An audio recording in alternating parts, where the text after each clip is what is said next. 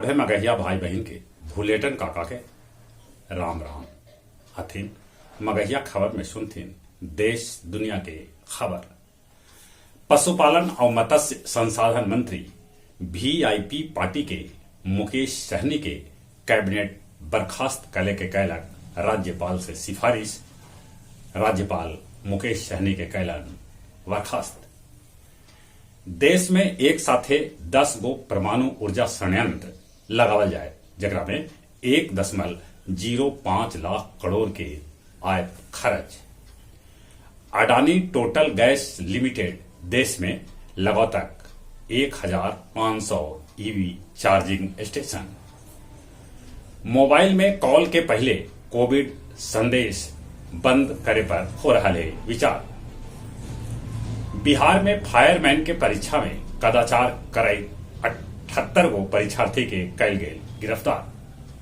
2 बछर के बाद अमरनाथ यात्रा 30 जून से शुरू हुए।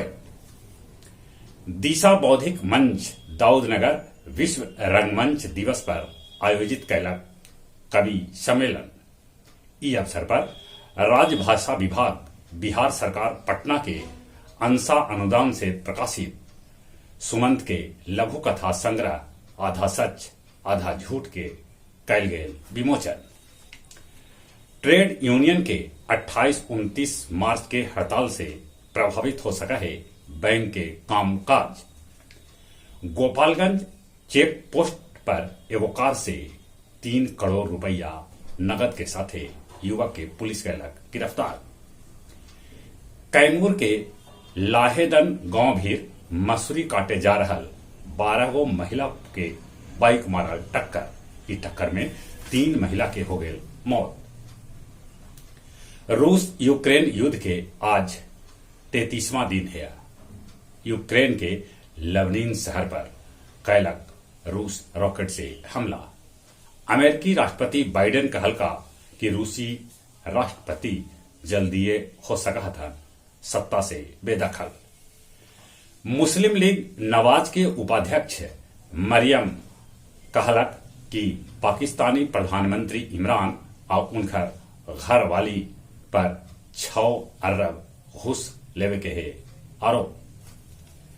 काबुल में लड़की सभे के स्कूल खोले लेल लड़की सभे सड़क पर उतर के कैलन प्रदर्शन। हिंदी मघी के साहित्यिक मंच शब्द साधक हिसुआ में आयोजित कैल कवि सम्मेलन। चार्टर विमान से वियतनाम के 161 को बौद्ध श्रद्धालु बोध गया पहुंचलन।